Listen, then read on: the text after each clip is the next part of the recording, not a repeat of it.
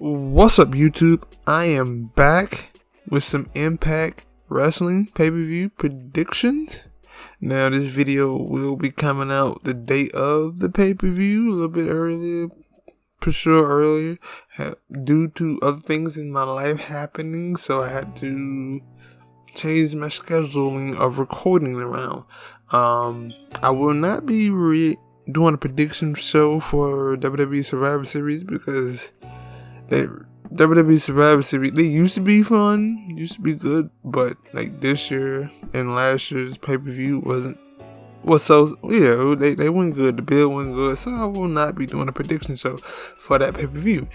But for this Impact pay-per-view, we have 11 matches total, plus the 2 added matches for the pre-show. We have like 2 or 3? Oh no, I think like 4 championship matches that we're gonna get into. They should be some great matches. It's also live. That's another thing that normally it's supposed to be Impact Plus, special, but it's live, so it's kind of like a real pay-per-view. I don't know what to think, but I'm gonna hop right on into it. But I gotta remind y'all to hit that like button, subscribe to the channel, drop a comment, share, all that beautiful stuff. Let's go. The first matchup we're gonna talk about during the pre-show that probably will start at 9:30. It's gonna be some quick matches. We have FinJuice versus Decay. FinJuice had been trying to scratch, all that shit, to get back into the world tag team title picture. They were there. Listen, I'm lying. Not lying, but I'm not telling the whole truth. They were just there a month ago after Impact's big pay-per-view, Bound for Glory. They was in that match. They tried to get in there, get a one-on-one. They lost to the Bullet Club. Now they're on the outside looking in. They're trying to figure everything out. And now they're here facing Decay. Decay is... People love Decay, and they are a staple in Impact Wrestling. They will always be a fan favorite, and they could always be in some type of title contention, whether it's the X Division, hell, even the World Championship with Black Taurus. But I think it'll be a good match. I'm probably gonna pick FinJuice to get the dub, and then possibly I don't really know what would be the ramifications if they get the dub after that. I really don't know. But we'll have to wait and see. So, but I'm picking them. Picking FinJuice. And that's the thing. It'll be a good match, but a lot of times, Decay, they lose. But like I said, they Decay, so they can take it. They can take it L. But the next matchup is for the DMC title belt, the Digital Media Championship belt between Jordynne Grace and Chelsea Green. Those were the 2 people last month in the Bound for Glory pre-show thing that I thought they was gonna win. At least one of those 2 was gonna win. Jordynne Grace actually captured it, and we're gonna see. Like, it's a pre-show title, and it's if you know what it is, they only show it or defend it on, or have matches that surround it on YouTube, on their YouTube Insider thingamajig. I haven't subscribed, but you should. I could. Yeah, don't forget about it. Fuck it. This should be a good match. Jordynne Grace for me is one of my favorite wrestlers. Not a lot of people seem to talk about her when it comes down to just great in the ring. She's really good. Chelsea Green, she's okay, but like a lot of the time I've seen Jordynne Grace in the ring with wrestlers that wasn't that okay, they end up coming out looking better. So hopefully this guy should get some time. Like, hopefully both of these matches get around by 15 minutes or so, something like that. Especially this match, since it's a title match. But yeah, who I have winning, I don't know. Both of them have a great track record of being on social media and doing everything. I don't think they want to just get us this belt away immediately. Maybe they'll start something with this, make it a feud, make it important with these 2, because some people because she already defended it against John Skyler and won. But this is, I think that was just on a regular match. Not a regular match, but it was just on the inside. This is actually on a pay-per-view type thing. So who knows? But I'm sticking with Jordan Grace because I don't think they're gonna make her drop the belt this quickly. Yeah, I just don't see that happening. Then we're gonna go to the main card, the main card. That's what I want to say. Main card. What the hell I'm talking about? The first match we're gonna talk about is Matt Cardona versus Morrison. I kind of knew that this was the feud that was gonna happen, especially after the triple threat match and the call your shot gauntlet that happened at Bound for Glory, because I don't think Eddie Edwards was one of the last four people. I think it was Matt Cardona, Morrissey, Moose, of course Moose, and it was somebody else. I don't think it was Eddie Edwards. I think it was, I can't remember the fourth person, but I thought that those people would have a feud going forward with one of each other, and it'll be good because you need a feud for all. Now, of course, Moose went on to do what he did at the end of Bound for Glory, winning the world title, calling his shot. But you can have Matt Cardona and W. Morrissey going at it for the number one contender spot, vying for whoever's going to win. Right now, I have Matt Cardona winning because I don't see Moose losing the title tonight, tomorrow, whenever the pay-per-view is. I'm pretty sure it's going to be Saturday, and I'm quoting this at night. Anyway, but it should be a good match. And I didn't know I knew Matt Cardona was tall, but seeing him side by side or standing face to face with W. Morrison just proves how tall he really is. Cause he was there. W. Morrison had like 2-3 inches on him. I think it'd be a good match. The match that they had, that triple threat match, was a hard hitting match, and W. Morrison been putting on some great matches, and even telling some good storylines since he came to Impact Wrestling. I can see why he want to stay. He feeling good. He doing good. Matt Cardona, he been putting on some good matches.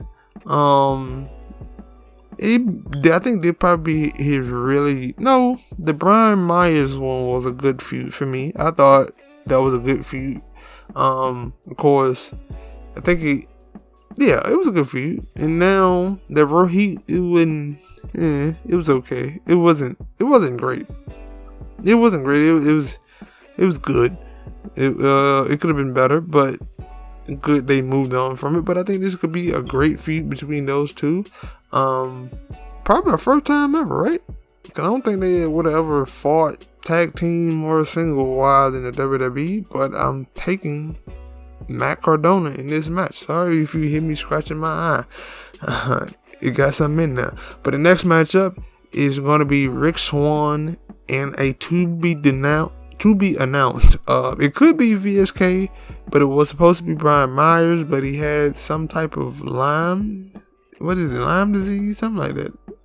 I don't know what it is, but he had to pull out.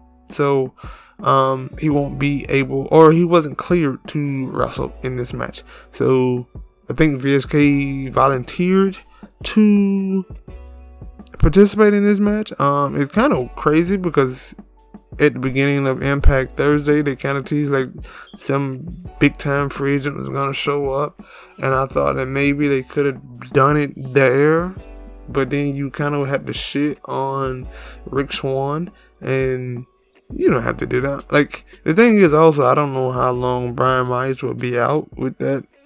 I don't think it's a disease, but it's something. It's something, Lyme or some shit. Enzyme is something. So if it's just a day or two, like, you can continue this feud going by putting VSK in there. But if he's gonna be out for a while, then maybe you can start a new feud right off top. Rick Swann is kind of a top guy in Impact Wrestling. Was it Rick Swann who was in the bottom four? No, it was Chris Sabin. That was right. It was Chris Sabin. I just remember it. For the Bound for Glory, Call Your Shot Gauntlet. It was Chris Sabin. But if it's VSK, I'm taking Rick Swann. I'm probably going to take Rick Swann anyway, but it was a chance that Brian Myers could sneak out a win. He could have. But now I'm picking Rick Swann for the dub, unless it's somebody that is a big time, really, really big time free agent, and I can see that person coming in and possibly winning. Impact will do that. They ain't got no problem doing that if it helps the storyline. But we're gonna go into the next match, which is Chris Sabin versus Ace Austin. You have the, how do you want to put it? Present, maybe, or past, present versus the future. Both of them are kind of in the present right now. We will go past and future with Chris Sabin versus Ace Austin. This is gonna be a great match. It's gonna be an incredible, possibly high flying X Division World Heavyweight title type of match, because both of these dudes are World Heavyweight Champion caliber wrestlers, and they are former X Division champions as well. I think he had a match like a couple weeks ago, and then he had a match against Fulton, Madman Fulton, Chris Sabin, and he won them first. He lost the first match, won the second match. So now this is the rubber match, and of course Ace Austin cheated in the first match, so that of course he will want to have another match. I think this time maybe, Chris Sabin still can go, so I don't really know who's gonna win. It seems like Ace can always bounce back though. Hell, I could say Chris Sabin could always bounce back, because he put on a good match to a point where, like, it doesn't hurt him if he loses. Like in other wrestling companies, do lose, like it hurt them, but they can go into another feud and put on a great match, then go into another feud and start doing another great match and great program, and it's kind of like the start of something. So we'll wait and see. But for now, I'm going to stick with picking Ace Austin. I was going over it in my head. I'm picking Ace. The one true Ace to pull out and win against Chris Sabin. Yeah. Next matchup is Heath and Rhino versus Violent by Design. Now, in my opinion, Violent by Design should win. EY is there. He's back. I think he probably will be participating in this match. They should take the dub. Violent by Design need to get back on that at least whooping ass streak. They've been losing matches, but as long as they can lose a match or two, but as long as they beat the hell out of people, I'll take it. I think everybody will take it.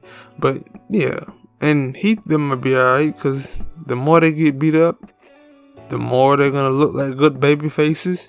And people are gonna love it when they finally get the dub. So I'm picking Violent by Design.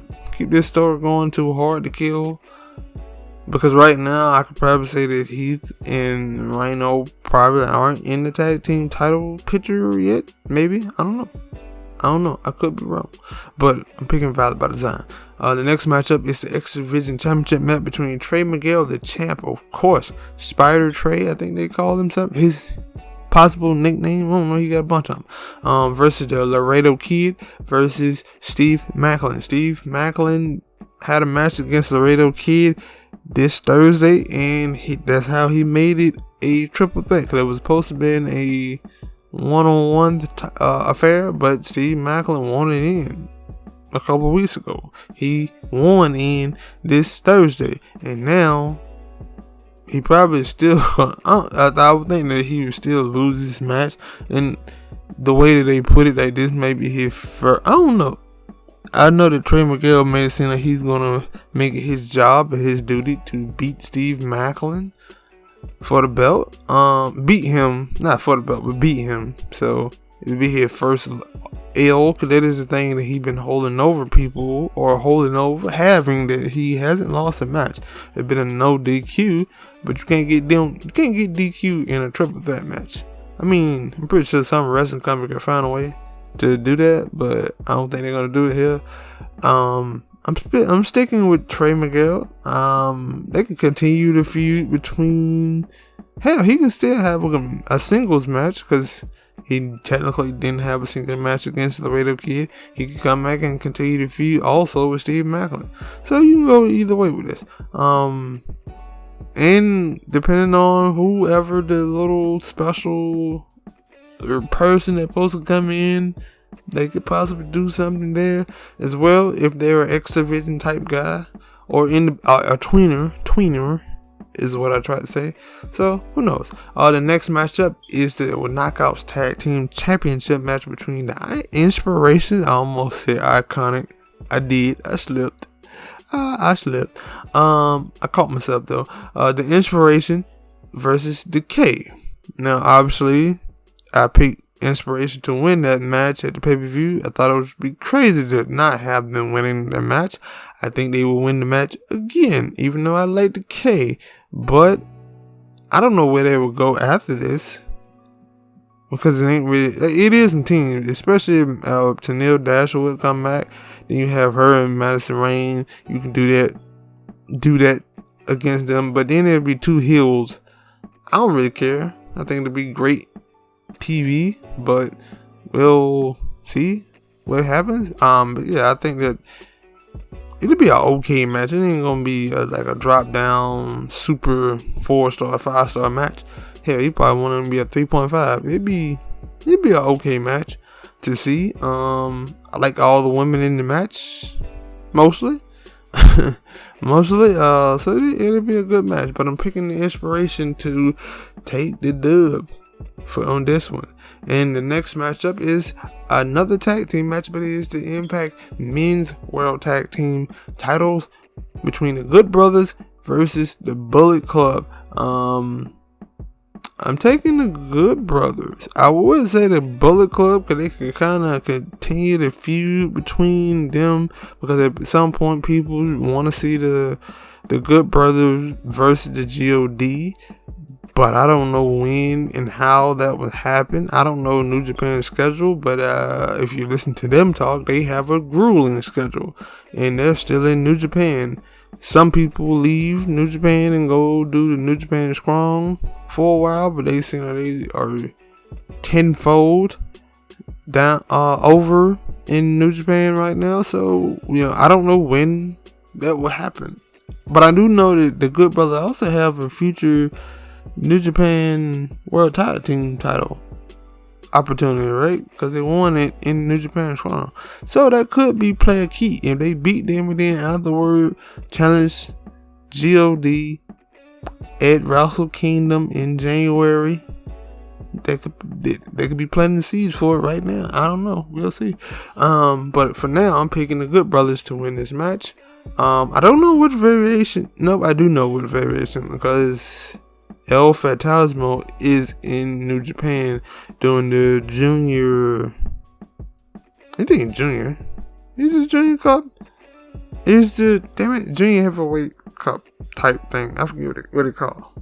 I forget what it called right now, but I can't think of it. But he doing that in New Japan, so he cannot be in the match or around the match for the Good Brothers in this match. But yes, it wouldn't matter anyway. I'm still picking the Good Brothers. Next matchup is the Knockout World Championship match between Mickie James and Mercedes Martinez. 40 plus experience. They've been talented. I think it's 40 plus. Both of them been wrestling for 20 years. 40 plus wrestling experience between the two of them.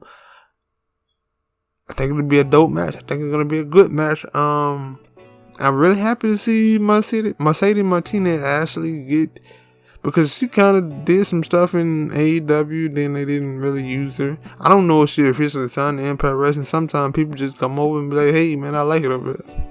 I like the air. I like the smell. I like the food. I'm gonna stay here for a while. Like W.C. Morrison, I think he still said he want to sign, he signed a small term contract. He then came out, said he want a long term. But Mercedes Martinez never said that. So we really don't never know. I don't know what her status is. She could be going after this. I think that she is a good addition to our already great women's division in Impact Wrestling. I don't think that she will beat Mickie James for the title. I think that if anything, Deonna Purrazzo will come back and beat her for the title. I could be wrong there too, because they do have 2 additional new women's, and they probably will, if the WWE keep releasing them, they'll have some more.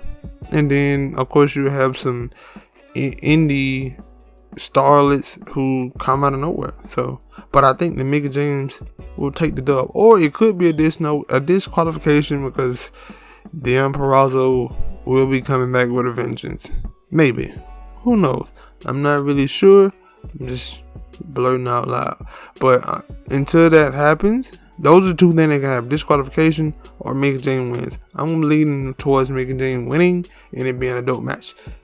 And then she could possibly do something with Tasha Steelz. I don't know. Who knows? The next and final match is Moose versus Eddie Edwards. It is a Full Metal Mayhem match because they was going balls to the wall. Or so they say. In this Thursday with weapons and tables and ladders. Moose is going to win. And then after that, Josh Alexander is going to come out there and try to choke him to death. He's going to come out there and try to choke him to death. And then how it'll end. This would be a good like those two. I didn't think about that at the time, but if you go all the way back to Moose's first ever feud or anything like that, it was actually against Eddie Edwards. And I think Eddie Edwards at the time was the world heavyweight champion. So they come back and they became friends, of course. They became friends at one point, but then they're back to being frenemies again. Well, I would say enemies. They always gonna have that something in common. I don't know. It's just how the thing work in wrestling. But I think it'd be a good match. It's gonna be a hard hitting match. Hopefully Moose can actually participate because I see him try to do like the little Spanish fly type thing out the top rope, and he was playing on fin juice, and he looked like he fell on his head. So hopefully he is A-okay and upright and ready to go. He seemed like he was, but who really knows? I don't feel like I left anything out, any matches out. If I did, I'm sorry. I think there's all 11 matches, but yes, that'll be all for my predictions for the Impact Wrestling Turning Point pay-per-view.